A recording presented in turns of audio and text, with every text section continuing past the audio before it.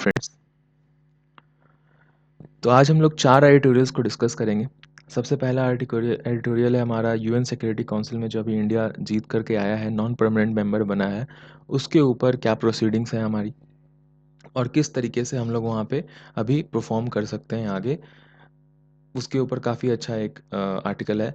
Second article हमारा है फ्लूइंग fuel users, मतलब जो पेट्रोल डीजल के जो प्राइजेस हैं जो अभी हाइक पे हैं, जो कि इंटरनेशनल बैरल रेट जो है वो काफ़ी लो है, तो उसके ऊपर क्यों है और किस तरीके से क्या हो सकता है और आगे। काफ़ी अच्छा आर्टिकल है, वो राइटर ने डिस्कस किया है। Galwan postscript to tragedy, मतलब वॉर होना चाहिए नहीं होना चाहिए, आगे की प्रोसीडिंग्स क्या होनी चाहिए। फॉर्मर डिप्लोमेट थी निरुपमा रॉय, उन्होंने लिखा है। ठीक ठाक आर्टिकल है, 10-15 पॉइंट आ जाते हैं। एक्स्ट्रा एक अलग एंगल है जो हमने कल परसों हम लोग डिस्कस किया, उससे अलग एंगल है। तो क्यों नहीं करना चाहिए वॉर, इसके ऊपर है। काफ़ी अच्छा एंगल है, एथिक्स के लिए भी काफ़ी यूज़फुल हो जाएगा आपका। फोर्थ हमारा जो है, can India decouple itself from Chinese manufacturing, किस तरीके से, मतलब ये मच अवेटेड वाला था। मतलब ऐसा अटकलें तो आ रही थी, बहुत सारे स्कैटर्ड में हमारे पास आर्टिकल्स थे कि क्या क्या इंडिया को करना चाहिए। तो मैन्युफैक्चरिंग को अपहेल्ड करना चाहिए, करने के लिए हम कर भी सकते हैं कि नहीं कर सकते हैं, हमारे में क्या क्या कमियां हैं। तो काफ़ी अच्छा ये दो प्रोफेसर्स हैं, एक सिंगापुर यूनिवर्सिटी के हैं और एक आपके जेएनयू के हैं, उन्होंने काफ़ी अच्छा एक इंटरव्यू दिया है। तो उसके अंदर हम 5-6 एंगल्स में इस चीज़ को देखेंगे और आगे क्या कर सकते हैं, हमारी स्ट्रेंथ क्या है, उसके ऊपर चर्चा करेंगे। प्रीलिम्स में हम लोग आज क्या-क्या देख सकते हैं, प्रीलिम्स में काफ़ी सारा आज हम लोग देख सकते हैं। सबसे पहले हम लोग देखेंगे डीएफसीसीआईएल, ये कॉर्पोरेशन है हमारा, फ्रेट कंट्रोल करती है, इंडियन रेलवेज़ के अंडर आती है। कृषि विज्ञान केंद्र क्या होता है, काफ़ी दिन से है, काफ़ी ज़्यादा हैंडी है एग्रीकल्चर के लिए। और अभी जो एक नया स्कीम जो लॉन्च होने वाला है, गरीब कल्याण रोजगार अभियान, तो उसमें ये काफ़ी अच्छा एक हैंडी रोल निभाने वाली है उस वाले स्कीम के इम्प्लीमेंटेशन में। बिग 5 कंट्रीज़ कौन-कौन से हैं?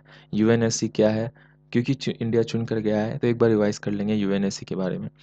मोबाइल आई लैब, काफ़ी अच्छा इनोवेशन है हमारे हेल्थ से केयर सेक्टर में। उसकी जो अभी मोबाइल आई लैब लाने से इंफ्रास्ट्रक्चर काफ़ी अच्छा बूस्ट हो सकता है, खास करके अभी पैंडमिक के सीज़न में।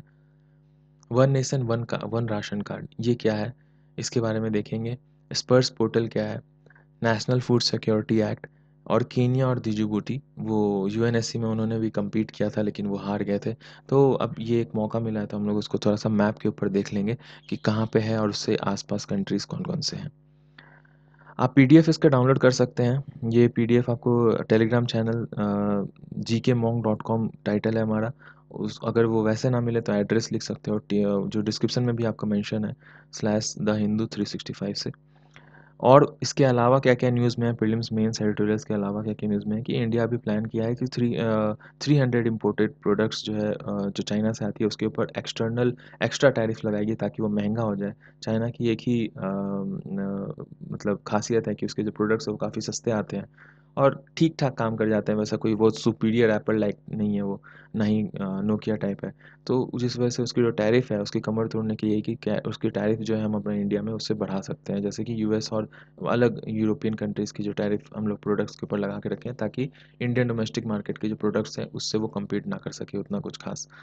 25 डिफरेंट प्रोजेक्ट्स अभी लॉन्च होने वाले हैं, जिसमें जो अभी माइग्रेंट जो आए हैं उनको राहत पहुंचाने के लिए। और 116 डिस्ट्रिक्ट जो हैं वो सबसे ज़्यादा इससे ग्रसित हैं, जिसमें मध्य प्रदेश, तेलंगाना, ये सब हम देखेंगे कि पूरा डिटेल में हम इस आर्टिकल को देखेंगे। नेक्स्ट आर्टिकल है corona mobile I lab rolled for last mile covid testing access. जो अभी हमने प्रीलिम्स के बारे में देखा, मोबाइल आई लैब, उसके बारे में जो खबर है उसको डिटेल में हम लोग पढ़ेंगे कि किस तरीके से वो फ़ायदेमंद हो सकता है और क्या-क्या कितने एक दिन में टेस्ट कर सकता है और क्या-क्या उसके फ़ायदे हो सकते हैं।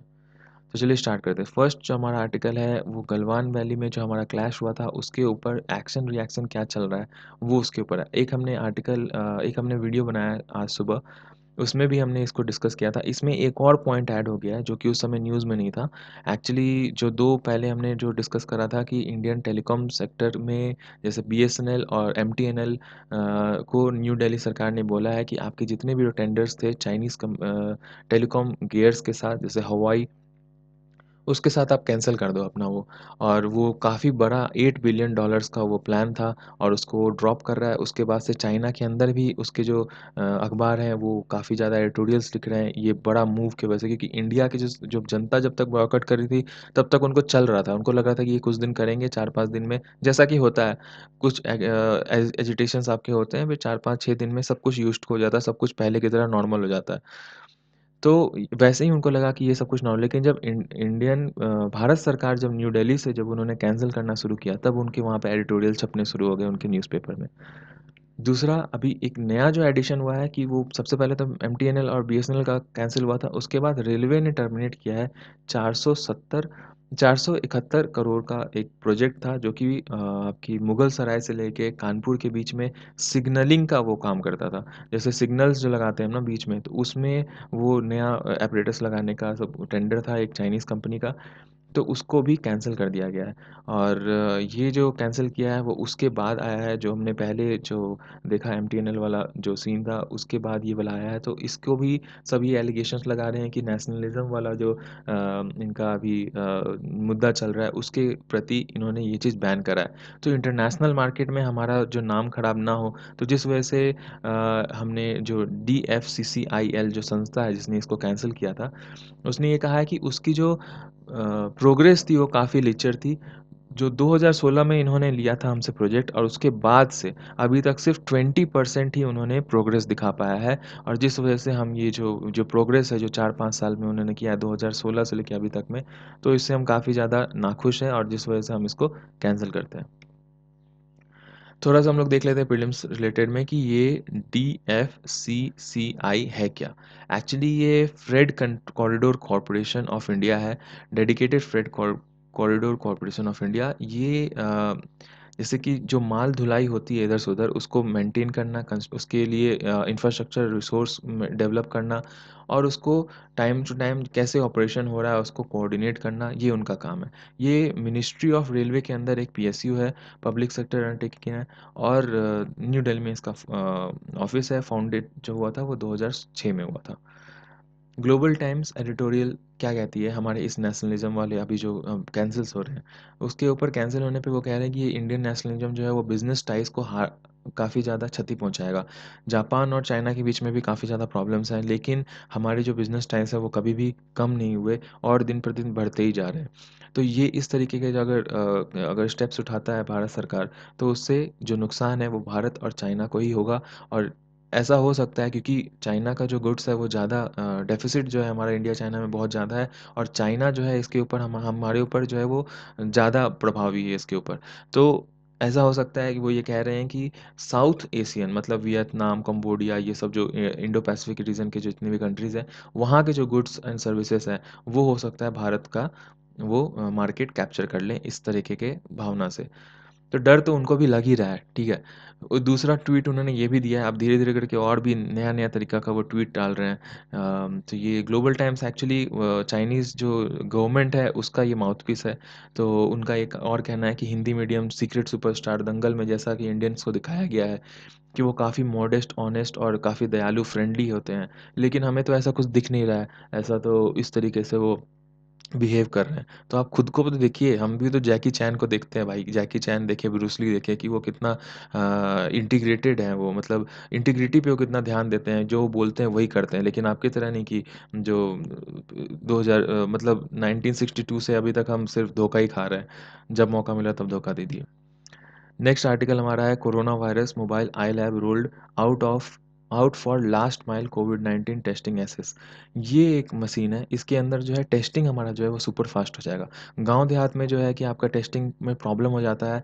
300 तो इस वाले जो मोबाइल जो गाड़ी है, तो हर्षवर्धन हैं यूनियन हेल्थ मिनिस्टर, उन्होंने कहा है कि ये इतना मोबाइल है कि आप गाँव देहात में इसको भेज सकते हैं। उसके बाद भी अगर किसी दूसरे बहुत ज़्यादा, जैसे मान लीजिए अगर कहीं पे बहुत ज़्यादा अगर बढ़ गया है, इस वाले रीजन में इसका काम खत्म हो गया है, यहाँ पे अब ज़्यादा लोग इन्फेक्टेड नहीं हैं, तो कोई दूसरी जगह पे जहाँ पे इन्फेक्शन बढ़ रहा है, जैसे फॉर एग्ज़ाम्पल अभी झारखंड, जमशेदपुर में अचानक से बढ़ना शुरू हो गया है ये संक्रमण, डेली-डेली 30-35 करके बढ़ना शुरू, अब पहले नहीं था, अभी कुछ दिन पहले से। तो ये जो गाड़ी है, उसको चेचिस को इसको एक क्रेन से उठाकर ट्रेन में लोड करके दूसरे जगह इसको भेजा भी जा सकता है और वहाँ पे इसको इसका जो है वो इसका जो है वो एडवांटेज लोग उठा सकते हैं। और इनका क्या कैपेसिटी क्या है इसका? तो इसका कैपेसिटी है कि 1 दिन में ये 500 से ज़्यादा टेस्ट कर सकता है और 8 घंटे का अगर शिफ्ट लगाए, डबल शिफ्ट लगाए अगर ये तो। और वैसे अगर देखिए तो 300 ISA टेस्ट जो है वो 1 दिन में वो कर सकता है। इसके अलावा एडिशनल टेस्ट भी ये कर सकता है जैसे कि टीबी, एचआईवी और जो भी आपका सेंट्रल गवर्नमेंट हेल्थ स्कीम के अंतर्गत आता है, वो सारा कुछ उसके सरकारी रेट पे जो है वो यहाँ पे वो टेस्ट कर सकता है। तो काफ़ी ज़्यादा ये हैंडी साबित होने वाला हो सकता है ये पैंडेमिक के ख़त्म होने के बाद में भी गाँव देहात में इसको आपका मेडिकल इंफ्रास्ट्रक्चर ग्रोथ करने के लिए ये चलते रहे। ऐसे ही एक और आया था स्कीम, मैं चाहूँगा कि उस स्कीम का नाम आप बताइए, मैं उसका प्रोविज़न्स बता देता हूँ आपको। मैं चाहूँगा अगर आप सुन रहे हो तो आप कमेंट सेक्शन में उस स्कीम का नाम बताइए। गुजरात सरकार में कुछ दिन पहले इसी तरीके से एक वैन चलाया गया, मेडिकल वैन, जो कि 1 दिन में 3 से 4 जगह पे फिक्स्ड लोकेशन जो पहले से उनका डिटरमाइंड था कि यहाँ पे आकर गाड़ी रुकेगी। वहाँ वो जा के और स्क्रीनिंग कर रहे थे कोविड-19 के पेशेंट्स का, और भी अगर कुछ प्रॉब्लम है तो उसको चेक कर रहे थे। उसके अंदर एक डॉक्टर, शायद 2 नर्स, एक ड्राइवर, इस तरीके के लोग वहाँ पे थे। तो वो उसके वजह से गुजरात में 1 दिन में 50,000 से ज़्यादा लोग को वो लोग स्क्रीनिंग कर पा रहे थे। मतलब बहुत सारी गाड़ियाँ थी तो 1 दिन में 50,000। तो वो जो गाड़ी है और वो जो स्कीम है उसका क्या नाम है? उसका आप कमेंट सेक्शन में अगर आप बताएँ। ठीक है। तो अभी फ़िलहाल जो है 699 हमारे गवर्नमेंट लैब्स हैं जो कि ये टेस्टिंग स्क्रीनिंग कर पा रहे हैं और 254 जो है वो प्राइवेट लैब्स है, थर्सडे नाइट तक। नेक्स्ट आर्टिकल हमारा है 10 states seeks extension in free food grain schemes. Actually अभी जो कुछ दिन पहले से फ्री फूड ग्रेन हमारे जो प्रोवाइड हो रहा था, तो उसके अंतर्गत प्रधानमंत्री गरीब कल्याण योजना के अंतर्गत जो है एक्सटेंशन मांग रहे हैं बहुत सारी सरकार, क्योंकि उनका ऐसा कहना है कि अभी तक जो है कि वो स्थिति इकोनॉमिकली सुधर नहीं पाई है और मार्केट में जो है कि जनता के पास अभी परचेजिंग पावर है नहीं। तो अभी अगर हम नॉर्मल रेट्स में देने लग जाएं और ये चीज़ को अगर ख़त्म कर दें, तो हमारा जो पूरा मकसद था इस चीज़ को चलाने का वो मतलब ख़त्म हो जाएगा। और अभी फ़िलहाल मेरे को लगता है कि उनको लगता है ऐसा 10 स्टेट के चीफ मिनिस्टर्स को कि अभी इसको 3 महीने और चलाना चाहिए। तो ये जो दलील है वो हमारे रामविलास पासवान जो है यूनियन मिनिस्टर जो हैं, फूड मिनिस्टर जो हैं, उनको ये चीज़ लिख बताई गई थी और उन्होंने कहा है कि अभी हम ये चीज़ को प्रधानमंत्री की तरफ फॉरवर्ड किए हैं। अब देखते हैं कि उसके अंतर्गत क्या नतीजा आता है। ये कुछ स्टेट्स हैं, असम, कर्नाटक, पुडुचेरी, तमिलनाडु, राजस्थान, ये सब स्टेट्स उतने इम्पोर्टेंट है नहीं। लेकिन फिर भी एक बार देख लीजिएगा। तो ये स्टेट्स जो हैं वो इस चीज़ को, डिमांड को आगे रखे हैं और उसके अलावा वो ये भी बता रहे हैं कि 46,000 करोड़ जो है एक्सटेंशन और लगेगा अगर भारत सरकार जो है वो इस चीज़ को मान्य कर देती है। फिलहाल अभी जो परचेसिंग पावर बढ़ाने के ऊपर क्या काम कर रही है भारत सरकार की, मनरेगा के अंदर काम दे रही है 100 डेज़ का। और भी एक स्कीम जो है वो 20 तारीख को अभी रिलीज़ होने वाली है, हम आगे आर्टिकल में देखते हैं। तो ये आत्मनिर्भर भारत के अभियान के तहत एक और जो आर्टिकल जो मतलब अभी स्कीम जो चल रहा था, जिसके अंतर्गत नेशनल फूड सिक्योरिटी एक्ट के अंतर्गत और आत्मनिर्भर भारत के अंतर्गत 8 करोड़ से ज़्यादा माइग्रेंट वर्कर जो हैं, उनको कहीं से भी फूड जो है वो मिल जाता था। अगर उनके पास कार्ड नहीं भी है, राशन कार्ड नहीं भी है, तो आधार कार्ड दिखाकर मिलता था।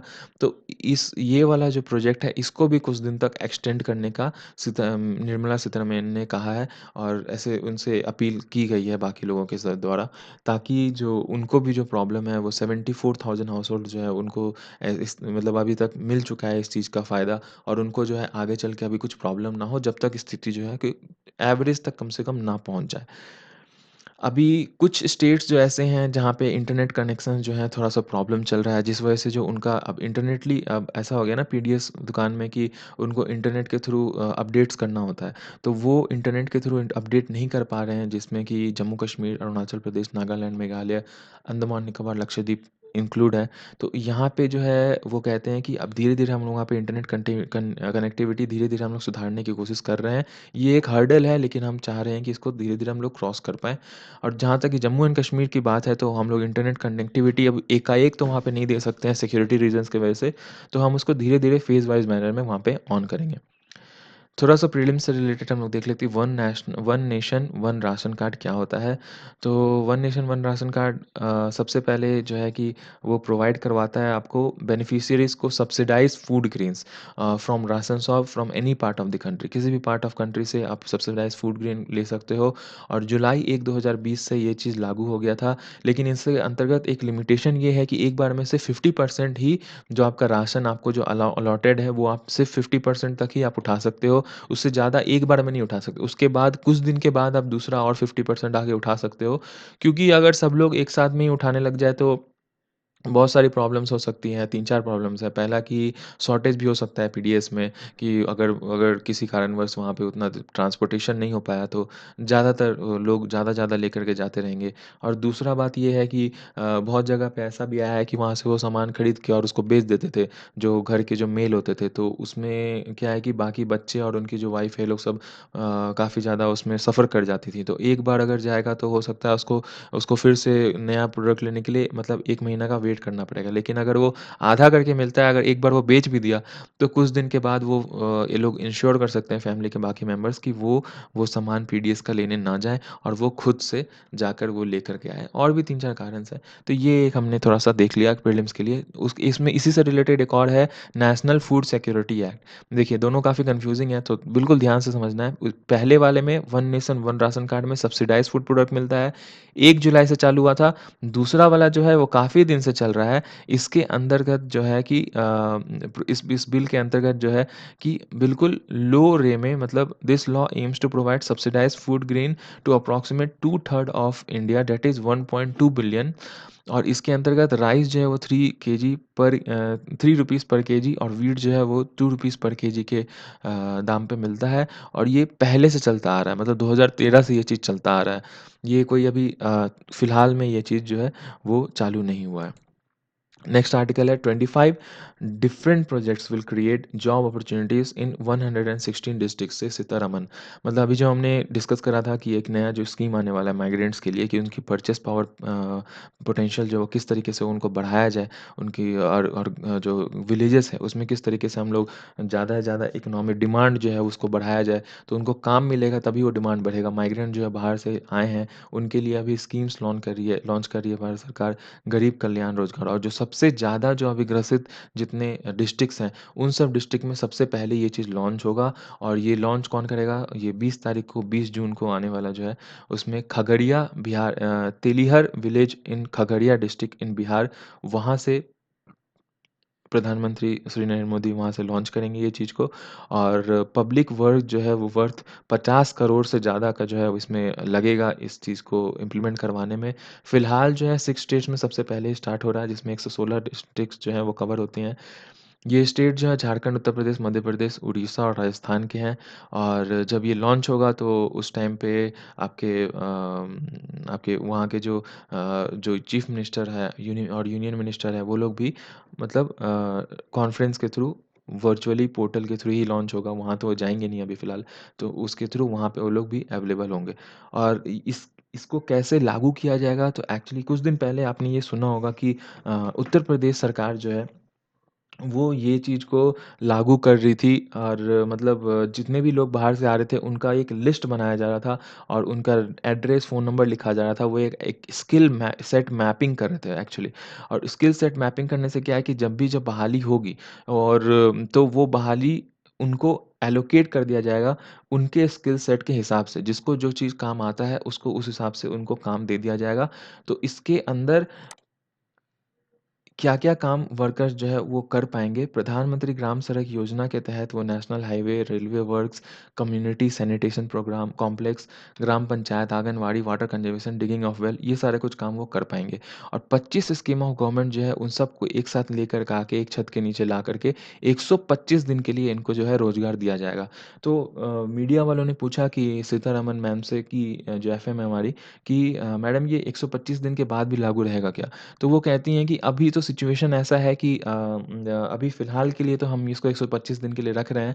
बाकी का सिचुएशन बाद का देखेंगे कि उस समय क्या सिचुएशन रहता है, क्या डिमांड रहता है, क्या स्थिति रहती है, तो उस हिसाब से हम लोग डिसाइड करेंगे। फ़िलहाल जो है वो एक केस आया था, एक केस पॉइंट सिद्धार्थ नगर उत्तर प्रदेश से सीसेट की 1.61 लाख वर्कर्स जो है इस चीज़ से लाभ उठा रहे हैं और उठाएँगे इस वाले जो स्कीम लॉन्च होगा प्रधानमंत्री गरीब कल्याण योजना जो है उससे।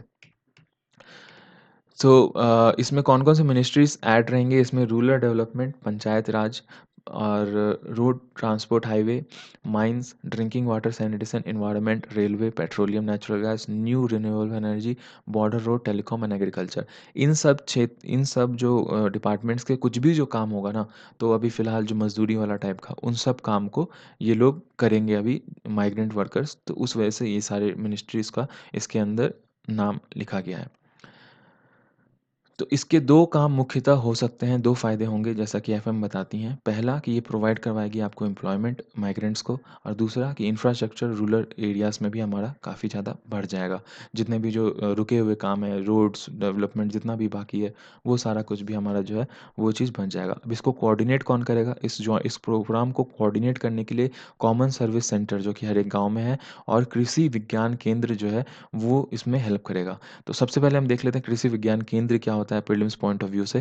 कृषि विज्ञान केंद्र जो है वो डिस्ट्रिक्ट लेवल पे होता है जो फार्म साइंस के ऊपर बहुत दिन से ये चलता आ रहा है। झारखंड में टोटल 16 है, आपके टोटल ऑल ओवर इंडिया में 634 है और अदर्स में जो है कि एनजीओज़ भी हैं इसमें जो कि साथ हैं। तो इसमें इसका काम क्या होता है बेसिकली कि काम ये होता है कि टेक्नोलॉजी न्यू-न्यू कैसे किस तरीके से आ रही है आपके गाँव में या मतलब हमारे देश में, तो उसको किस तरीके से गाँव में उतारना है, फार्मर्स को किस तरीके से सिखाना है, कैपेसिटी डेवलपमेंट कैसे करनी है कि किसी गाँव में अगर कम फसल उग रहा है, अगर वहाँ के फार्मर्स को ज़रूरत है, तो ये कृषि विज्ञान केंद्र जो है उसमें वहाँ पे हेल्प करता है, एम्पावर करवाता है उनको और नॉलेज और रिसोर्सेज़ भी डेवलप करवाता है। जैसे कि अभी फ़िलहाल बिहार में कृषि विज्ञान केंद्र जो है, यहाँ से आपको मछली पालन का जो है वो काफ़ी ज़्यादा वहाँ से उनको सिखाया जा रहा है जो गा फार्मर्स हैं। तो बिहार में आप देखोगे कि फ़िलहाल में पिछले 4-5 साल के अंदर मछली पालन काफ़ी ज़्यादा बढ़ गया है। तो इस तरीके का जो काम है टेक्नोलॉजी को किस तरीके से यूज़ करना है, लाइवलीहुड को कैसे रेज़ करना है, एप्लीकेशन कैसे करना है नए-नए और केमिकल्स का या फिर जो भी चीज़ उनके लिए हैंडी है, वो सिखाता है कृषि विज्ञान केंद्र। काफ़ी अच्छा एक इंस्टीट्यूशन है। नेक्स्ट आर्टिकल है हमारा यूएन में जो इंडिया ने अभी नॉन परमानेंट मेंबर मतलब अभी जीता है। सबसे पहले हम लोग देख लेते हैं यूएन सिक्योरिटी काउंसिल क्या है? ये एक्चुअली 6 प्रिंसिपल ऑर्गन्स जो है यूनाइटेड नेशंस का उसका एक पार्ट है। बाकी के कौन 5 ऑर्गन्स हैं? मैं चाहूँगा कि आप कमेंट सेक्शन में लिखो, एक बार उसको देख कर के आओ। तो इस वाले कम्युनिटी मेंबर में आने से जो है कि बहुत ज़्यादा फ़ायदा होगा इंडिया को। इसका एक्चुअली हेडक्वार्टर्स जो है वो न्यूयॉर्क में है और इसका जो फ़ॉर्मेशन हुआ था वो 24 अक्टूबर 1945 में हुआ था।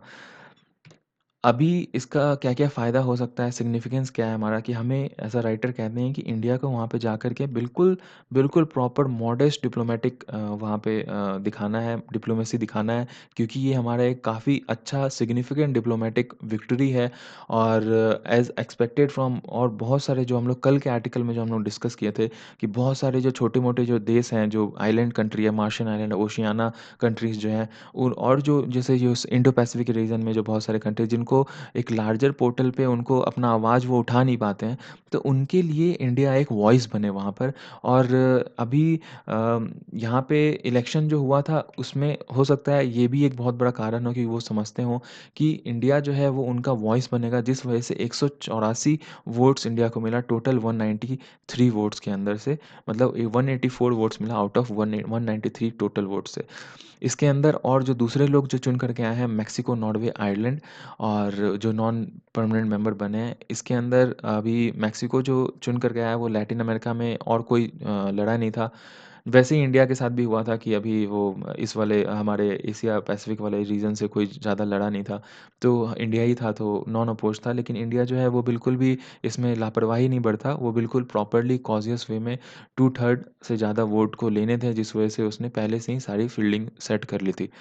तो नॉर्वे और आयरलैंड जो है इसके अंदर विक्टोरियस आया है, जिसमें उनको काफ़ी ज़्यादा कॉम्पिटिशन फेस करना पड़ा वेस्टर्न यूरोपियन कंट्रीज से और अदर ग्रुप सीट्स से। कनाडा था इसमें फेल हो चुका है, कनाडा भी लड़ा था लेकिन फेल हो गया। डिजिबूती और केनिया दो कंट्रीज़ है, अफ्रीकन कंट्रीज़ है, हम देखेंगे कहाँ पे है। देखिए, डिजिबूती जो है वो इस जगह पे है, बिल्कुल एकदम छोटा-सा कंट्री है, ज़्यादा बड़ा कंट्री नहीं है और इसमें बहुत प्रॉब्लम्स भी चलते रहते हैं, यहाँ पे है। तो इससे रिलेटेड जो सता हुआ कंट्री है वो कौन-कौन सा है? सोमालिया है, गल्फ ऑफ ईडन में ये आता है, इथियोपिया है और इंटीरिया है। इसके अपोजिट में यहाँ पे यमन है, यहाँ पे सऊदी अरेबिया है, मक्का मदीना है। तो ये कंट्री जो है इसने भी अभी लड़ा था इसके ऊपर लेकिन ये फेल हो गए, अरेबियन सी के अंदर ये आता है। नेक्स्ट कंट्री हमारा जो है वो आपका केनिया है। केनिया किस-किस कंट्री से लगता है उसकी उसकी बाउंड्री किस-किस से है? नायरोबी इसका कैपिटल है, Uganda, south Sudan, Ethiopia, Somalia, Tanzania, ये सब सारे इसके नेबर कंट्रीज़ हैं। कितने हो गए? 1, 2, 3, 4, 5 ठीक है? और यहाँ पे आपका मेडागास्कर है, ये इस जगह पे। यहाँ पे अभी इंडिया का 3-4 दिन पहले हमने एक आर्टिकल पढ़ा था, यहाँ पे एक इंडिया का जो नेवी बेस मतलब वर्चुअल नेवी बेस यहाँ पे बनने का है। उसका नाम बताइए अगर आपको याद हो तो कमेंट सेक्शन में।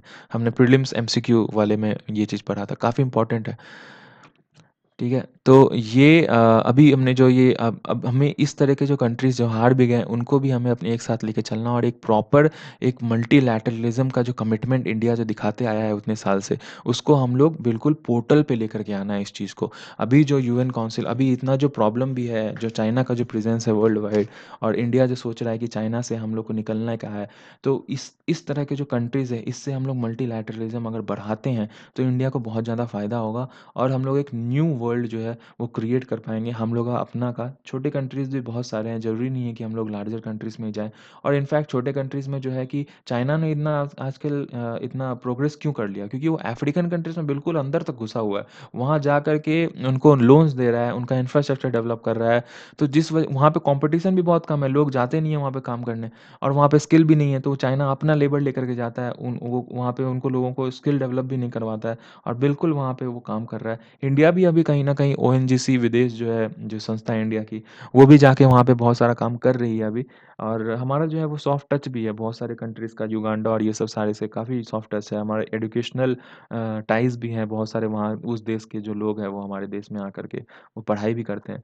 तो इस चीज़ को चेरिश करना चाहिए इंडिया को कि ये जीता है अभी यूएन नॉन परमानेंट मेंबर बना है अभी वो और इस चीज़ को किस तरीके से आगे डेवलप करके लेके जाता है इंडिया, वो काफ़ी देखने का मतलब चीज़ है और सबसे बड़ी बात ये है कि अभी जो जयशंकर प्रसाद जो हमारे जो नए जो आए हैं, एस जयशंकर जो आए हैं न्यू एक्सटर्नल अफेयर मिनिस्टर, आपको पता है कि पहले वो काफ़ी दिग्गज डिप्लोमैट भी रह चुके हैं। तो उनका एक नया अभी एक प्रिंसिपल वो लेकर के आए हैं जिसका नाम है नॉर्म्स। इसके ऊपर एक मैं एक डिटेल वीडियो भी डालूँगा थोड़ी देर में, आज शाम तक हो सकता है। इसका नॉर्म्स का मतलब क्या है? New orientation for reform multilateral system.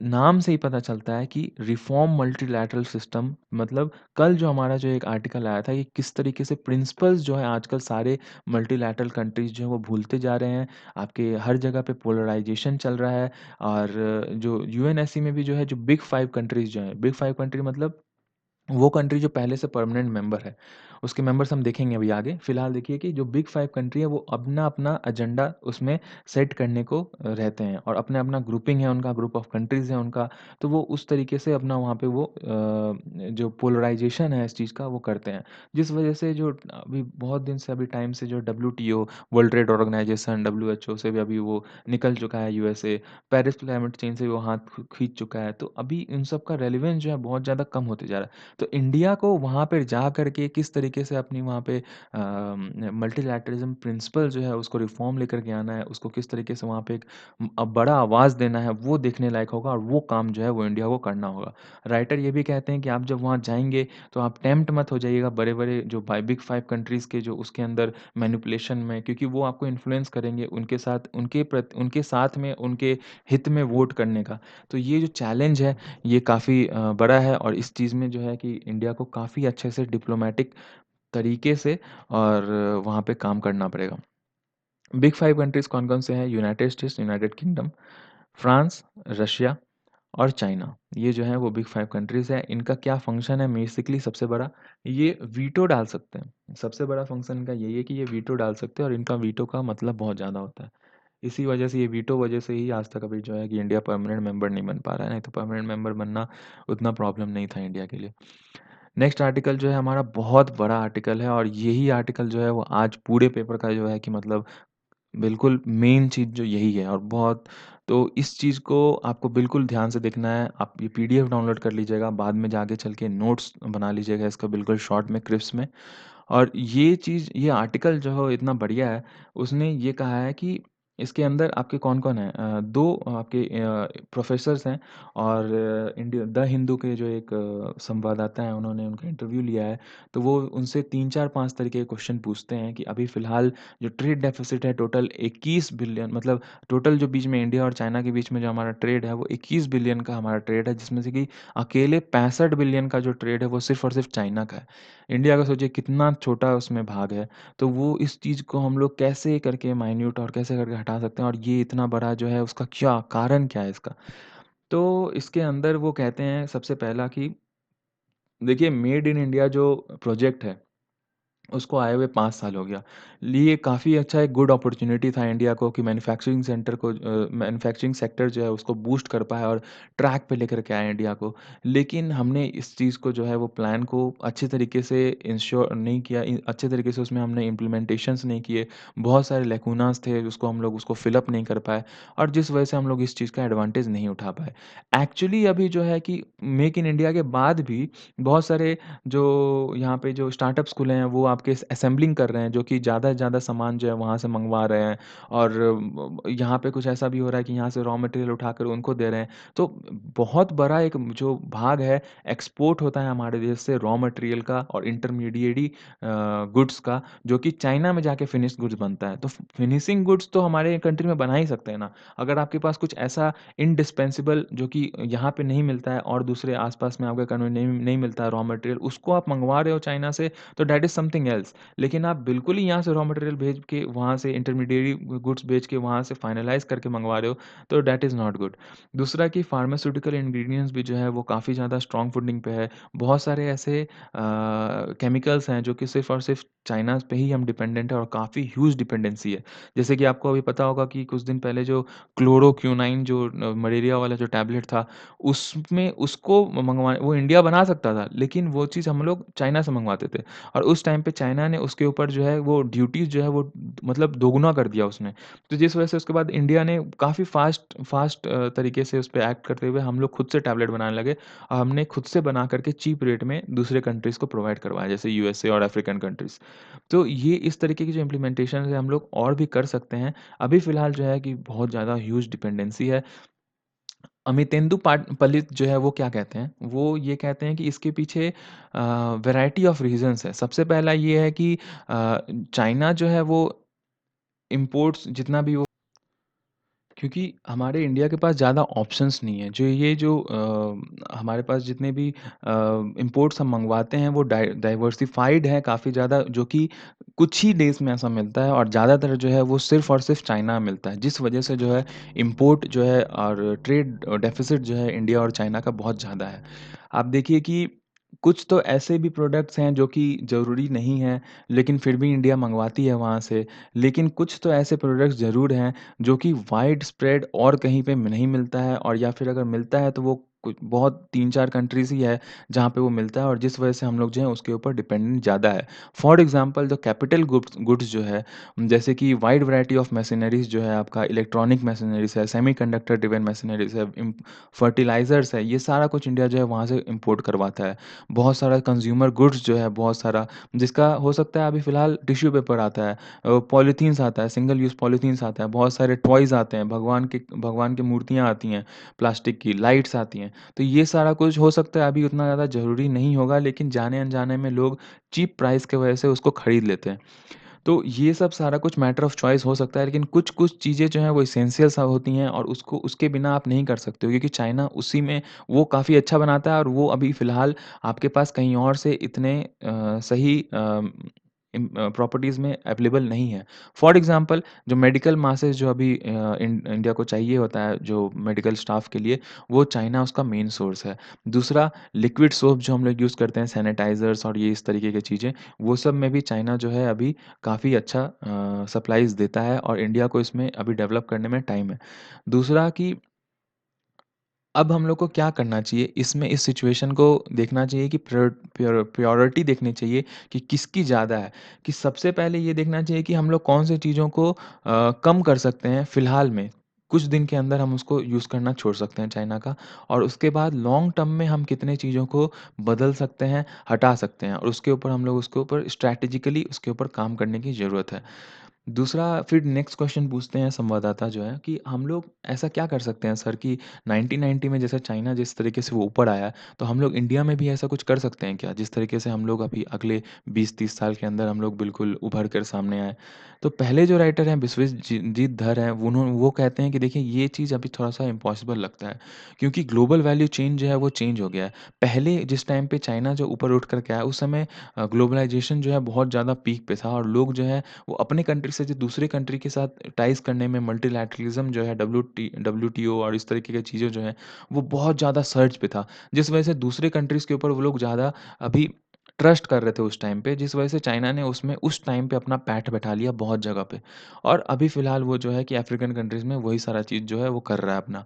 लेकिन अभी इस टाइम पे जो 2008 में रिसेशन आया था, उसके बाद से ये चीज़ थोड़ा-सा प्रॉब्लम हो गया है। क्योंकि रिसेशन के बाद लोग को पता चल गया पूरे वर्ल्ड वाइड कि दूसरे कंट्रीज़ के अगर हम के ऊपर अगर हम आश्रित रहें कि उनका डिमांड आना चाहिए, नहीं आना चाहिए, तो कोई अगर 2-3 कंट्री अगर आपका डिमांड वहाँ पे रिसेशन चला जाता है किसी दो कंट्री में, तो आपका बिल्कुल ही ठप हो सकता है और बिल्कुल पूरा वर्ल्ड जो है वो इंटरकनेक्टेडली रिसेशन के अंदर जा सकता है। तो जिस वजह से डोमेस्टिक मार्केट में वो लोग थोड़ा ज़्यादा अपना ध्यान दे रहे हैं और अपने-अपने डोमेस्टिक मार्केट में किस तरीके से अच्छा करना है, किस तरीके से अपने डोमेस्टिक मार्केट में डिमांड ज़्यादा प्रोड्यूस करना है, उस पे ऊपर वो ज़्यादा देख रहे हैं। दूसरी बात जो प्रोटेक्शनिस्ट पॉलिसी जो अभी आप देख रहे हो कि यूरोपियन नेशंस भी कर रहे हैं, ब्रेक्सिट हो गया, यूएसए भी कर रहा है। तो इस तरीके से वो दूसरे कंट्रीज़ के ऊपर थोड़ा-सा आश्रित कम होना खोज रहे हैं, तो इंडिया को इस चीज़ में चैलेंज तो बिल्कुल ही आएगा। हाँ, ये कर सकता है कि global market driven industrialisation strategy जो है आपका, जो एक्सपोर्ट ड्रिवन स्ट्रैटेजी जो है आपका, तो वो इंडिया उसको थोड़ा-सा कुछ रिफॉर्म्स उसके अंदर ला सकता है। लेकिन जो पॉलिसी मेकर जो हर समय आए आए दिन बोलते रहते हैं कि हम लोग को ग्लोबल मार्केट में जाना है, हमें अपना मार्केट और ओपन करना है, तो भैया वो जो चीज़ है उससे अभी आपको उतना लाभ नहीं होगा, क्योंकि आप वर्ल्ड इकोनॉमी को देखिए, ग्लोबल इकोनॉमी को देखिए, सब लोग अपने डोमेस्टिक मार्केट में ज़्यादातर जा रहे हैं। हाँ, इसका ये मतलब नहीं है कि आपका इंटरनेशनल मार्केट बिल्कुल ख़त्म हो गया है। हो सकता है कुछ दिन में आगे आगे चल के वो उसको फिर से वो उसमें वो अपना रंग लाएगा, लेकिन फ़िलहाल तो अभी ये चीज़ जो है कि जो चाइना 1990s में किया था, वो अभी हम लोग को करने में प्रॉब्लम है। नेक्स्ट जो हमारे राइटर हैं अमिटेंडु पलित जो है, वो ये कहते हैं कि देखिए चाइना का जो भी बात है, इसमें हम एक नया एंगल जोड़ना चाहेंगे कि चाइना 2 कारण से फ़ेवरेट है। पहला कारण ये और उसने 2 चीज़ उसने 1990s में करा था। पहला ये कि उसने एक wide variety of broad basing उसने सप्लाई चेन प्रोवाइड करवाया। उसके कंट्री के अंदर फाइनल गुड्स असेंबल होता है। उसके कंट्री के अंदर एक लिमिटेड ज़ोन्स जैसे इकोनॉमिकल ज़ोन्स है बने हुए हैं, इंडस्ट्रियल ज़ोन्स बने हुए हैं। जैसे इंडिया के धारावी है, तो धारावी जैसा है, जमशेदपुर स्टील जो यहाँ पे इंडस्ट्रियल है, तो यहाँ पे क्या होता है, जमशेदपुर अगर आप आओगे तो एक प्लांट है, स्टील प्लांट है और उसके आस-पास में बहुत सारे छोटे-मोटे जो गुड्स बनाते हैं, वो है। तो पार्ट्स बनाते हैं, जो पार्ट्स जो है वो उसके 7, 8, 10 किलोमीटर के रेंज में ही बनता है सारा कुछ। वो जहाँ पे जो फाइनल गुड्स जो है वो मेन टाटा के प्लांट में बनता है। तो वहाँ से ये जो है प्रॉपर जो मैकेनिज़्म है ना, वो वही मैकेनिज़्म चाइना के बहुत सारे पार्ट्स में है। और जिस वजह से जो है कि वो फाइनल गुड्स गुड्स को किस तरीके से प्रेज़ेंट करना है, लाना है, डोमेस्टिकली, लोकली किस तरीके से लार्ज प्रोडक्ट्स बनाना है, उसमें काफ़ी अच्छा उनका एक मैकेनिज़्म और प्रोसेस बन गया है, मेथड इन मैडनेस बन चुका है उनका। तो ये उनको काफ़ी ज़्यादा फ़ायदा करता है और जो बाहर के जो इन्वेस्टर्स आते हैं और जो इंडस्ट्रियलिस्ट आते हैं, उनको काफ़ी ज़्यादा ये खींचता है उनकी तरफ, क्योंकि उनकी जो है कॉस्ट जो है वो काफ़ी बच जाती है और उनको जो है फिनिश गुड्स भी मिल जाता है, स्किल लेवल भी सब कुछ एक ही साथ मिल जाता है। तो ये सिर्फ़ और सिर्फ़ ज्योग्राफ़िकली वो चीज़ नहीं है कि उसके पास बहुत सारा रिवर्स है, तो जिस वजह से वो मतलब वो शिप्स के थ्रू अपना थोड़ा-सा लॉजिस्टिक बचा लेता है। ये सब काम की वजह से जो है कि चाइना बढ़ा, ये नहीं है। सिर्फ़ और सिर्फ़ इसके ऊपर अगर बोलेंगे तो ये एक्सक्यूज़ ठीक नहीं है। उसने इस चीज़ को ड्यूरेबल बनाया है टाइम के साथ, उसके मार्केट को डिमांडिंग बनाया है टाइम के साथ, और चेन जो उसने बनाया है वो शॉर्ट करा है उसने, कि हम ज़्यादा दूर से, जैसे मुंबई से दिल्ली हम ट्रांसपोर्टेशन नहीं करेंगे, हम मुंबई से पुणे के बीच में ही ट्रांसपोर्टेशन करके सारा कुछ जो रॉ मटेरियल्स है वो फिनिश गुड्स में मतलब असेंबल कर देंगे। ये काफ़ी ज़्यादा उनको फ़ायदा करता है, पूरे चाइनीज़ इकोनॉमी को। सिर्फ चाइना ही नहीं, हांगकांग और ताइवान में भी यही मॉडल फॉलो करते हैं वो। दूसरा हम ये कहना चाहेंगे कि अभी यूएस ट्रेड वॉर जो हुआ है उसके वजह से जो रिलोकेशन जो होना था, जितने भी जो कंपनीज़ को वहाँ से निकलना था यूएस से या फिर चाइना से, वो चीज़ निकल चुका है। अब आप चाहोगे कि फिर से होए ये चीज़, तो बहुत कम ही कंट्रीज़ जो हैं वो वहाँ पे कंट्री के जो फर्म जो है जो कि वहाँ से चाइना से पुल आउट करेंगी, और उसके बाद भी जो चॉइस है कि वो इंडिया में आएगी कि नहीं आएगी, ये तो भाई ये टाइम के साथ ही पता चलेगा। क्योंकि आप देखिए कि नेक्स्ट क्वेश्चन जो पूछते हैं कि इंडिया में लिमिटेड रिलोकेशंस अब होंगे कि नहीं होंगे, ये हमें पता नहीं है। तो किस तरीके से हम ये जो अपॉर्चुनिटी होगा उसको ऑब्जॉर्व कर पाएँ, और क्या-क्या पॉलिसी प्रायोरिटीज़ हमारी होनी चाहिए। विश्वजीत धर बोलते हैं कि इंडिया की सबसे पहली प्रायोरिटी ये होनी चाहिए कि एफडीआई जो है वो जो जो लार्ज इनगल्फ है, जो बीच में जितना जो बड़ा गैप है कि चाइना में इतना ज़्यादा एफडीआई जाता है, इंडिया में नहीं आता है उतना ज़्यादा। आता है लेकिन बहुत कम आता है। तो उस चीज़ को कैसे वो कम कर पाएँ?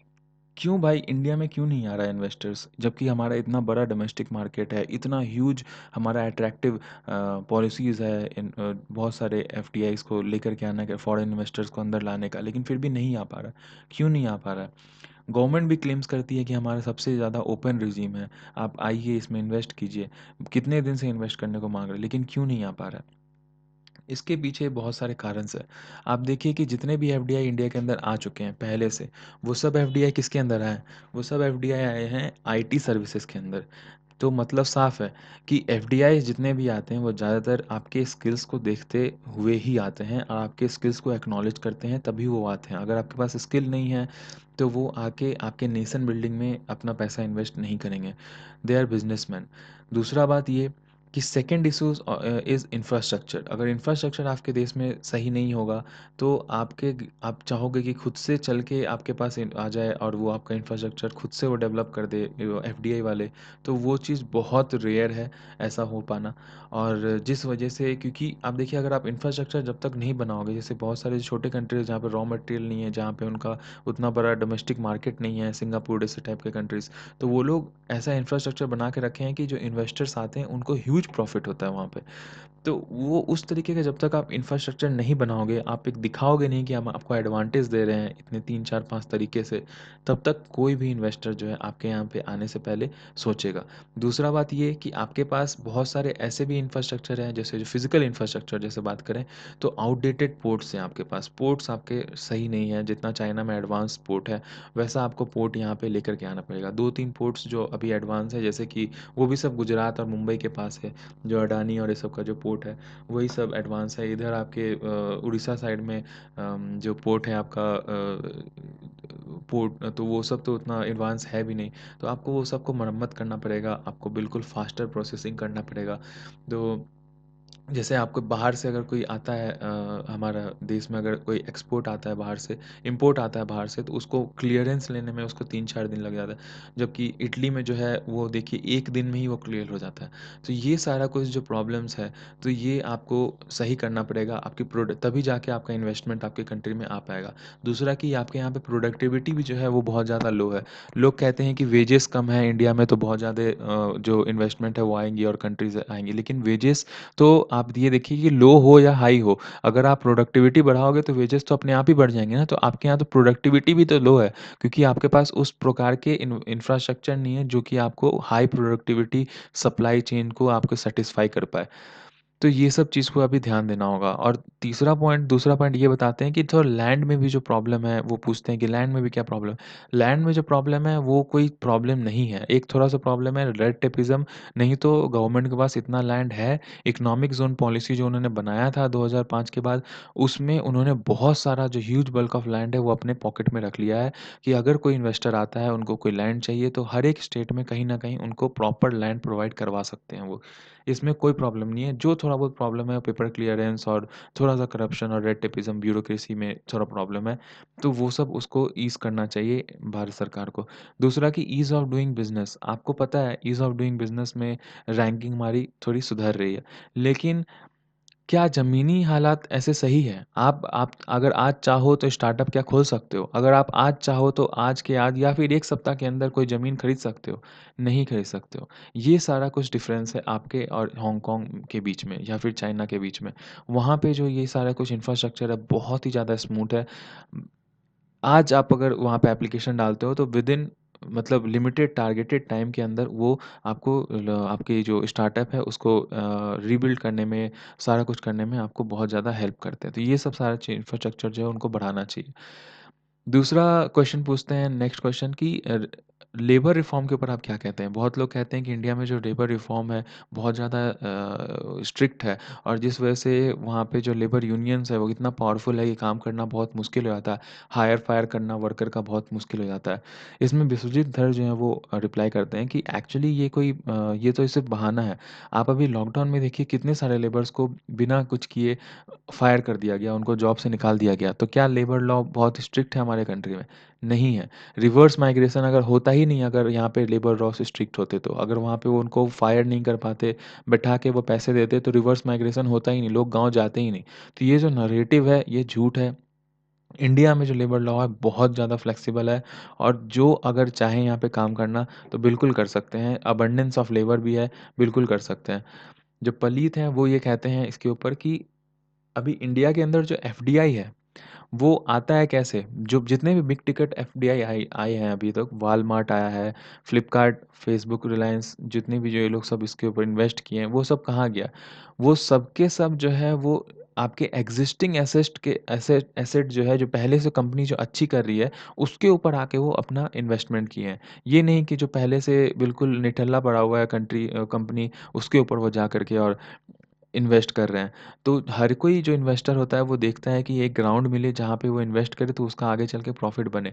अनसर्टेनिटी में कोई भी इन्वेस्ट नहीं करेगा। आपके नेशन बिल्डिंग में ग्रीनफ़ील्ड इन्वेस्टमेंट बहुत रेयर होता है, जो कि आपके फ़ॉरेनर्स आके यहाँ पे करेंगे। दूसरा ये कि इंडिया को ये भी एक्सेप्ट करना पड़ेगा कि इंडिया में जो मार्केट है वो सबसे यूनिक है इंडिया का और ये उसका सबसे बड़ा स्ट्रेंथ है। वियतनाम, मलेशिया, कंबोडिया, बांग्लादेश, इनके पास इतना ह्यूज मार्केट नहीं है, डोमेस्टिक मार्केट जो इंडिया में अवेलेबल है।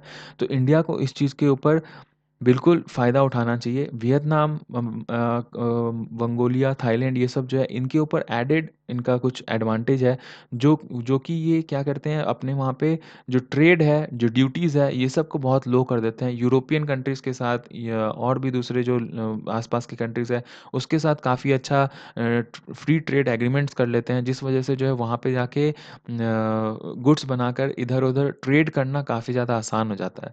लेकिन वहाँ पे जो है उनके पास मार्केट नहीं है जो इंडिया के पास मार्केट है। तो इंडिया को इस चीज़ के ऊपर फ़ायदा उठाना चाहिए और वहाँ पे जो उनके ट्रेड एग्रीमेंट्स है, जिसके वजह से जो कंट्रीज़ है उस कंट्रीज़ में जा रही हैं, वियतनाम और ये सब कंट्रीज़ में, तो उन सब से सीख करके हम लोग किस तरीके से अपने ट्रेड रिफ़ॉर्म्स ला सकते हैं, ट्रेड एग्रीमेंट रिफ़ॉर्म, तो वो सब के ऊपर ध्यान देना चाहिए। दूसरा कि जितने भी जो चाइना में आपके बिज़नेसें हैं, रिलोकेट कर रही हैं, जो वियतनाम में और ये सब जगह पे जा रही हैं, वो एडवांटेज ले रही है यूरोपियन मार्केट का और वहाँ से वो यूरोपियन मार्केट जा रही है और कहीं न कहीं इंडिया भी जो है वो वहाँ से उनको पास पड़ता है। तो ये एशियान के थ्रू इंडिया उसके वियतनाम और ये सब कंट्रीज़ के थ्रू अटैच्ड है। तो उसमें ये एशिया पैसिफिक रीजन में हमारा जो है कि काफ़ी सॉफ्ट कॉर्नर भी है, वहाँ के कंट्रीज़ हमें काफ़ी ज़्यादा वैल्यू भी करते हैं। तो ये जो किस तरीके से इंटैक्ट वहाँ पे इंडिया कर सकता है अपने आप को और लेबर रिफॉर्म ला सकता है, अपने डोमेस्टिक मार्केट का एक प्रलोभन देके वहाँ से कंट्रीज़ अपने इंडिया में ला सकता है, इसके ऊपर जो है थोड़ा इंडिया को ध्यान देना चाहिए। उसके बाद स्किल्ड लेबर के ऊपर जो वो कहते हैं कि आजकल जो स्किल्ड लेबर जहाँ पे भी होता है वो थोड़ा महँगा हो जाता है। तो इस वजह से वियतनाम में क्या आप देखते हो कि what do you see happening even in Vietnam?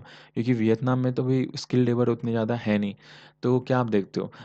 तो ये इसमें ये कहते हैं कि देखिए स्किल्ड लेबर जो है वो प्रीमियम सिर्फ वियतनाम में नहीं कहीं पे भी रहेगा, इंडिया में भी रहेगा, चाइना में भी रहेगा, सब जगह रहेगा।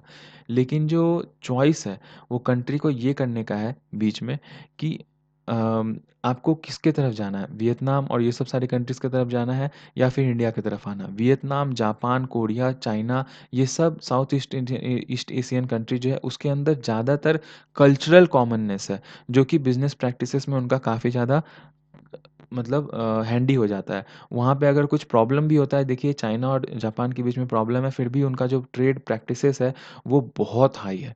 तो जिस वजह से ये सब जो उनका जो प्लस पॉइंट्स है, ये सब को इंडिया सीखना चाहिए ताकि जो चॉइस जो है आपके इन्वेस्टर्स का, वो इंडिया बने, ना कि कोई और बने। अब इंडिया अगर दूसरा ये भी बात है कि इंडिया के अंदर जितने भी और ऑफ़र्स इंडिया जो दे सकता है अपना मार्केट को लिवरेज बनाने के लिए, बेटर बनाने के लिए, वो क्या ले सकता है? तो विश्वजीत धर बोलते हैं कि जो ग्रेट रिसेशन हुआ था आपका 2008 में, उसके बाद से आपको पता है कि लोग जो है डोमेस्टिक मार्केट तरफ ज़्यादा अपना ध्यान लगा रहे हैं। ग्लोबल मार्केट जो है वो कि वो बाहर दूसरे कंट्री से थोड़ा-सा बच रहे हैं और थोड़ा प्रोटेक्शनिज़्म बनाकर चल रहे हैं। तो ये चीज़ का फ़ायदा इंडिया को सबसे ज़्यादा हो सकता है क्योंकि इंडिया का जो पॉपुलेशन है वो बहुत ज़्यादा है। बिल्कुल चाइना से हम लोग अभी बाहर ऊपर उठने वाले हैं, तो ये चीज़ में जो है हम लोग दोनों काफ़ी ज़्यादा बराबर हैं।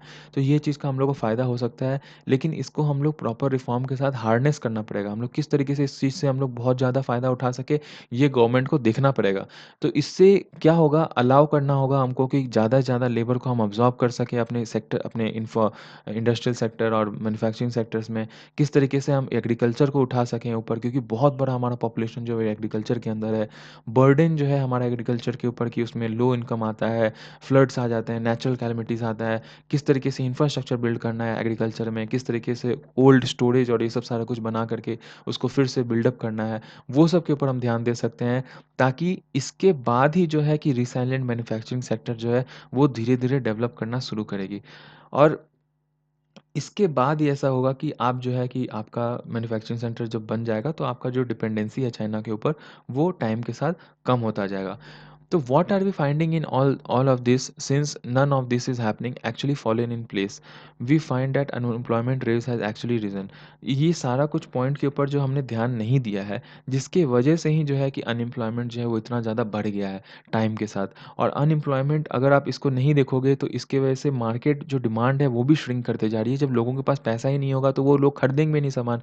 जब सामान ही नहीं खरीदेंगे तो आपका तो मार्केट में यहाँ पे जितने कंपनीज़ हैं वो उनका सामान बिकेगा नहीं, प्रॉफिट कम होगा। तो फिर बात वो बनेगी नहीं। तो आपको बिल्कुल प्रॉपर मार्केट में डिमांड क्रिएट करना है और तभी जाके आगे कुछ होगा। नेक्स्ट क्वेश्चन पूछते हैं कि is there a contradiction between India aspiring to become a linchpin in global supply chain while being very about trading agreements? इसके ऊपर पलीत जो है वो आंसर देते हैं कि एक्चुअली जो देखिए कि जो डब्ल्यूटीओ के नॉर्म्स थे वो बिल्कुल बेस्ट थे और उसका कोई जवाब नहीं है ग्लोबल ट्रेड में। लेकिन अनफॉर्चुनेटली फ़िलहाल कुछ साल से ऐसा हुआ है कि जितने बहुत सारे कंट्रीज़ जो हैं वो रीजनल ग्रुप्स बनाने शुरू कर दिए हैं और रीजनल एग्रीमेंट्स, बायलैटरल एग्रीमेंट्स की वजह से बहुत सारे कंट्रीज़ जो है आपस में काम करने लगे और उसको बाईपास कर दिए डब्ल्यूटीओ को। तो एशिया पैसिफिक जो रीजन है हमारा, उस रिगार्ड में आरसीईपी और इस तरह के जो कंट्रीज़ हैं, तो वो उसमें जो है कि वो इंडिया का जो ऑब्जेक्टिव है वो थोड़ा-सा रिड्यूस हो गया है। और जिस इसी वजह से जो है कि बहुत सारे जो कंट्रीज़ हैं जैसे कि आपके चाइना, जापान, ये सब जो है वो आपका इसमें काफ़ी ज़्यादा अच्छा रहेगा। दूसरा ये कि अभी आरसीईपी जो है वो अभी लॉकडाउन होने वाला है, इंडिया के बिना कंक्लूड ना हो जाए वो, तो इसके ऊपर अपने को ध्यान देना पड़ेगा कि आरसीईपी में जाके इंडिया काम करे। आरसीईपी जो ग्रुप ऑफ कंट्रीज़ हैं उसके अंदर चाइना में डिपेंड होने के बजाय वो जापान, कोरिया, वियतनाम के साथ, लाइक माइंडेड कंट्रीज़ के साथ वो काम करना शुरू करे, उसमें अपना इन्वेस्टमेंट बढ़ाने शुरू करे, उनके इन्वेस्टर्स को अपने इंडिया में लाना शुरू करे और किस तरीके से इन तीनों कंट्री से ज़्यादा टाई अप बढ़ पाए, उसके ऊपर इंडिया को ध्यान देना पड़ेगा।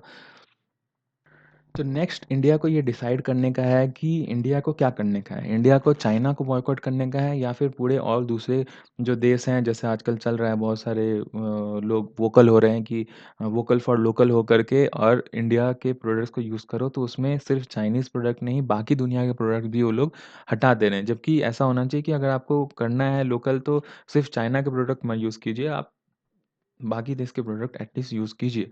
क्योंकि अगर आप पूरे वर्ल्ड में जितने कंट्रीज़ हैं सबके अगर आप प्रोडक्ट्स को नकार दोगे, तो ये एक तरह से इकोनॉमिक नेशनलिज़्म की तरफ इंडिया चला जाएगा। और ये इकोनॉमिक नेशनलिज़्म जो है आपको 80s के सदी में लेकर के चला जाए, जबकि इम्पोर्ट सब्स्टिट्यूशन हो रहा था कि इम्पोर्ट के बिना भारत जो है वो आत्मनिर्भर बन रहा था और आपके अंदर में ही जो है वो कि सारे गुड्स बन रहे थे। और उसके आगे चल के आप देखे थे कि 1990s में जो है इंडिया काफ़ी ज़्यादा प्रॉब्लम में चला गया था और हमारा जो इकोनॉमी है बिल्कुल क्रैश कर गया था। तो बाहर देश की जो कंट्रीज़ जो आती हैं एफडीआईज़ और ये सारा कुछ फिर आना अपने आप ही कम हो जाएँगी, क्योंकि अगर हम इम्पोर्टेड गुड्स की का खपत कम कर देंगे तो वहाँ से वो सप्लाई भी कम कर देंगे। और ये सब जो है प्रॉब्लम जो है वो डोमेस्टिक आपके गुड्स को प्रमोट तो करेगा, लेकिन आगे चल के फॉरेन कंट्रीज़ के कंपनीज़ को थोड़ा-सा प्रॉब्लम डिस्टर्बिंग कर सकता है। और सिर्फ़ इंडिजिनाइज़ेशन से सब कुछ नहीं होगा, इम्पोर्ट सब्स्टिट्यूशन जो पाथ है वो आगे चल के आपको प्रॉब्लम कर सकता है। गोइंग फॉरवर्ड क्या हो सकता है? गोइंग फॉरवर्ड ये कहते हैं कि पॉलिसी मेकर्स जो है उनको इन्वेस्टर्स का जो है वो लाइफ ईज़ी बनाना चाहिए।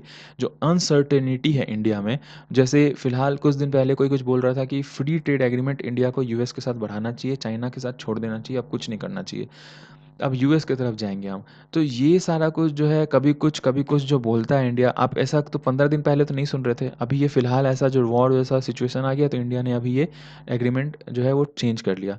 तो ये सब जो स्टेटमेंट है इससे बहुत ज़्यादा प्रभाव पड़ता है। अगर कोई अपना सामान लेकर के आया, आप सोचो कि आप कोई बिज़नेसमैन नहीं हो, आप अकेले आदमी हो, कहीं बिज़नेस करने गए हो किसी स्टेट में और वहाँ पे अपना सारा कुछ माल-धंधा लगाकर रेडी हो गए हो, करोड़ों का इन्वेस्टमेंट कर चुके हो और वहाँ की सरकार बोलती है कि अब हम आउटसाइडर को यहाँ पे काम नहीं करने देंगे या फिर आउटसाइडर का यहाँ पे सामान कुछ बिकने नहीं देंगे, तो आप क्या दोबारा उस जगह पे किसी को रिकमेंड करोगे कि तुम वहाँ जाओ काम करो? नहीं करोगे। तो इन्वेस्टर्स जितने भी हैं वो सीक करता है कि क्लैरिटी आए हमारे, ट्रांसपेरेंसी हमें मिले और प्रिडिक्ट करता है वो कि पॉलिसीज़ जो हो किसी भी जहाँ पे वो काम करने जाते हैं वहाँ पे सही हो। सरकार को ज़रूरत है कि उनके शूज़ में जाकर और वो फॉरेन कंपनीज़ के शूज़ में जाकर वो समझे कि ऐसा स्थिति में वो क्या करेंगे और किस तरीके से वो वर्क करेंगे। नेक्स्ट आर्टिकल पे आते हैं कि स्ट्रेट 12 दिन ऐसा हुआ है कि जबकि आपका जो रिटेल पेट्रोल प्राइसेज़ जो हैं वो बढ़ा है और अभी फ़िलहाल 6.55 रुपए से आपका पेट्रोल बढ़ गया है और डीज़ल जो है वो 7.04% से रुपए से बढ़ गया है। जो दिल्ली के जो कंज्यूमर्स हैं वो एक्चुअली स्प्रेडिंग 9% ज़्यादा पेट्रोल रेट से दे रहे हैं और इंडियन ऑयल कॉर्पोरेशन के फ्यूल पंप जितने भी जो हैं वो थर्सडे को डीजल व्हीकल्स जो हैं जितने भी जो फ्यूल कॉस्ट्स हैं वो सब काफ़ी ज़्यादा राइज़ हो चुका है और करीब-करीब 10% से जितना राइज़ हो चुका है। तब जबकि price of bread, crude oil जो है वो काफ़ी लो चल रहा है पूरे वर्ल्ड में और वो डिक्लाइन कर चुका है 3% के करीब-करीब में।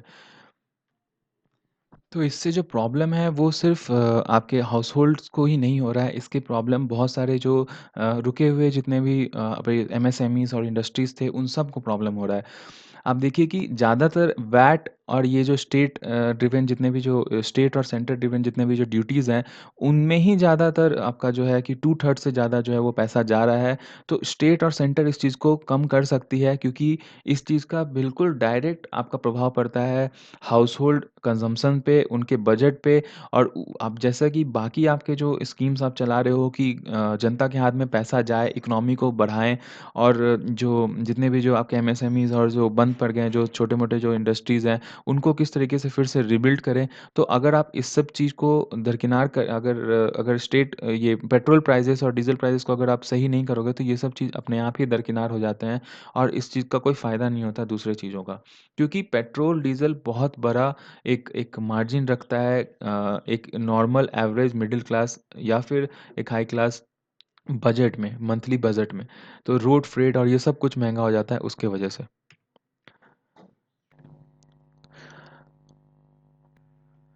नेक्स्ट आर्टिकल हमारा गलवान वैली के ऊपर है कि क्या इसके आगे इसके ट्रेजेडी के आगे हमारा क्या प्लानिंग होना चाहिए, वॉर होना चाहिए, नहीं होना चाहिए, इसके ऊपर है। जैसा आपको पता है कुछ दिन पहले जो गलवान वैली में ट्रेजेडी हुई हमारी 15 जून के नाइट को, उसके बाद से काफ़ी कुछ बिगड़ चुका है, जो हमारे बहुत लोगों की शहादत हो चुकी है। 45 ईयर्स के बाद का ये चैप्टर फिर से खुला है। तो इसके जो प्रोविज़न्स है वो काफ़ी ज़्यादा प्रॉब्लमैटिक है। राजीव गांधी के टाइम पे भी जब चाइना वाला इतना ड्रामा हुआ था, उस टाइम पे भी इतना कुछ ग्रेव नहीं हुआ था जितना इस बार हुआ है। और काफ़ी नीच हरकत देखा देखा जा रहा है, क्योंकि उन्होंने बैकस्टैप किया है और बिल्कुल आर्मी और सोल्जर वाला बिहेवियर उन्होंने नहीं दिखाया है, जिस वजह से काफ़ी ज़्यादा थू-थू हो रही है। इंसिडेंट जो है वो डीपली शेक कर दिया है हमारे पूरे नेशन को, और जो पूरे इंडिया भर से सब जगह से यही डिमांड आ रहा है कि किस तरीके से चाइनीज़ ट्रूप से बदला लिया जाए, और किस तरीके से वहाँ से जो इंगेजमेंट है चाइना से वो डिसंगेज किया जाए, कम से कम हमारा वहाँ से बिजनेस इंगेजमेंट हो और सारा कुछ हो।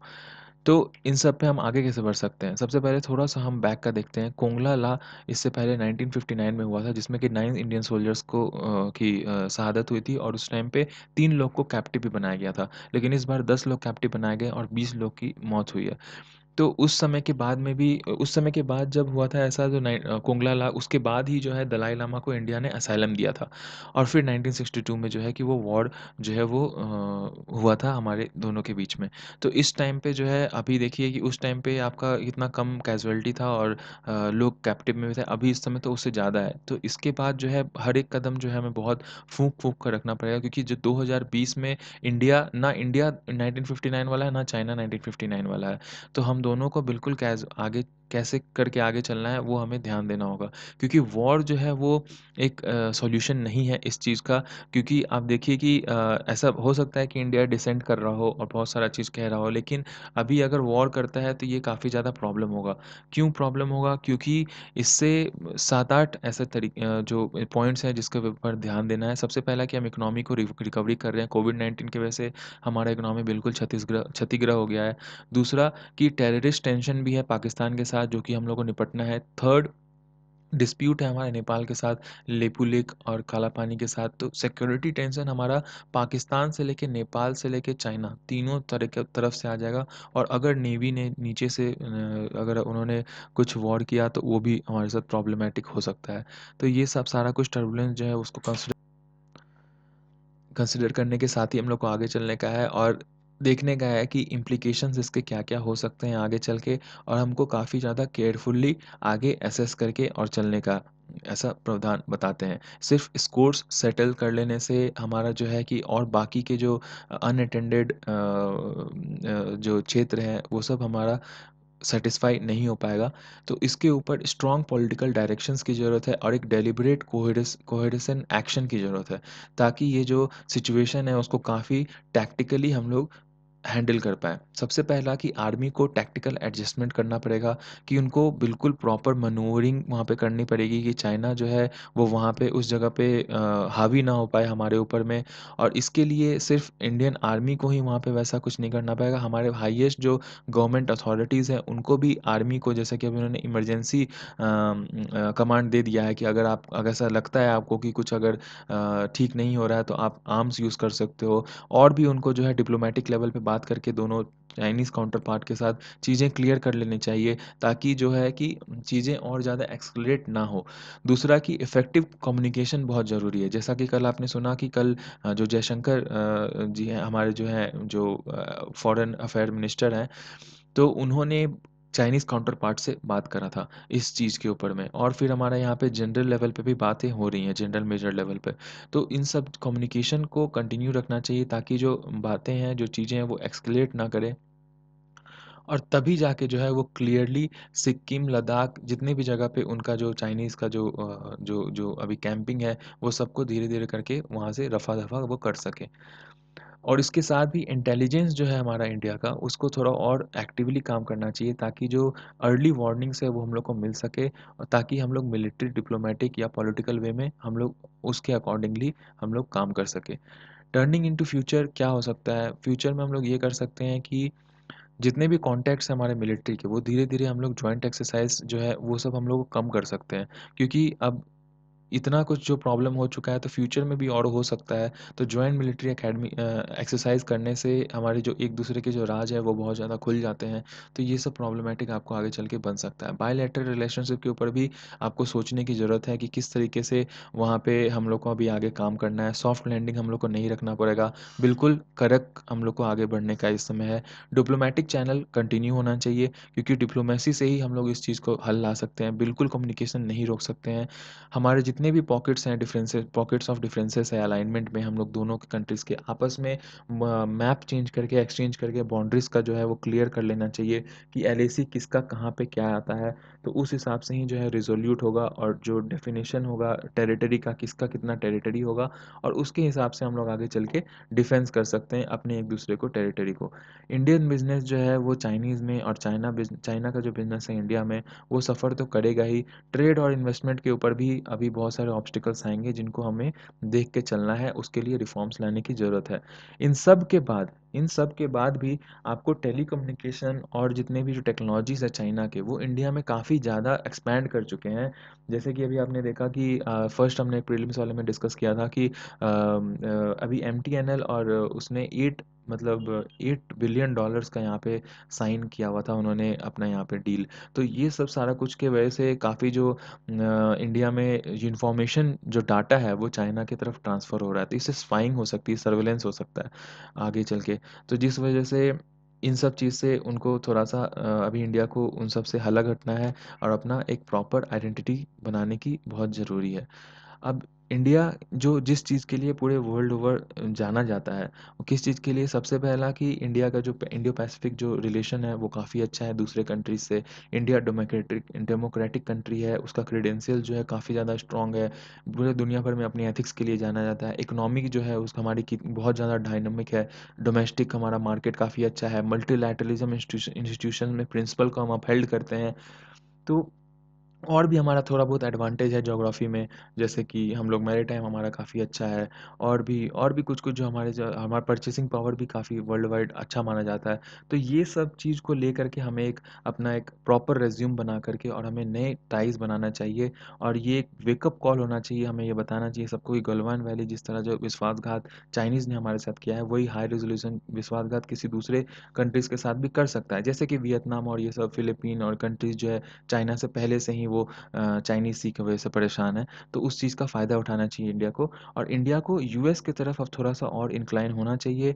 और दूसरा कि और दूसरे जो हमारे जो मल्टीलैटरल ऑर्गेनाइज़ेशन है, जैसे एसियान है, क्वाड है, आपका फिर आरसीईपी है, उन सबको फिर से रिकंसिडर करना चाहिए इंडिया को, कि वो पार्टनरशिप में अपना फिर से हम कैसे जा पाएँ, और वहाँ का इकोनॉमिक इन्वॉल्वमेंट जो है उसके हिसाब से अपना जो है किस तरीके से फिर से इकोनॉमी को ग्रो कर पाएँ, और साउथ एशिया पॉलिसी में फिर से अपनी पकड़ फिर से बना पाएँ। अगर हम इसको बिल्कुल चाइना को दरकिनार कर देते हैं, बिल्कुल जो इकोनॉमिकल टाइज़ है, बिल्कुल उसका कम कर देते हैं तो। तो आज के लिए इतना ही है फ्रेंड्स, काफ़ी लंबा हो गया आज, क्योंकि आज इम्पोर्टेंट आर्टिकल्स थे, नहीं तो अगर इम्पोर्टेंट नहीं होता तो मैं ड्रॉप कर देता। जितने भी आर्टिकल्स थे काफ़ी इम्पोर्टेंट थे, बिल्कुल प्रॉपर नोट्स बनाइएगा, पीडीएफ डाउनलोड कर लीजिएगा। बढ़िया लगे तो लाइक कर दीजिएगा, और अपने फ्रेंड्स के साथ शेयर कीजिएगा। Thank you.